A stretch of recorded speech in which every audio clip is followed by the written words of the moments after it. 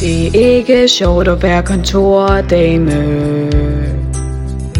Det er ikke sjovt.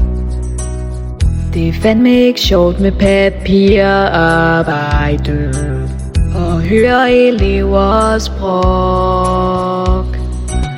Og når du sidder helt alene, bliver det nemt ensomt.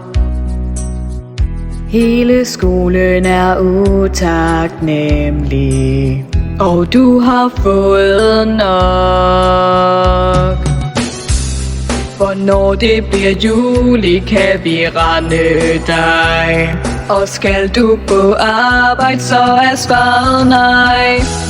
For du drikker rosévin på en badestrand ned ved Spanien, der hvor det er varmt. Du giver ikke en fuck om skolen som sekretær.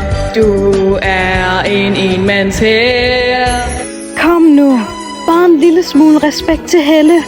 Et smil, et godmorgen, lidt anerkendelse. Kom nu.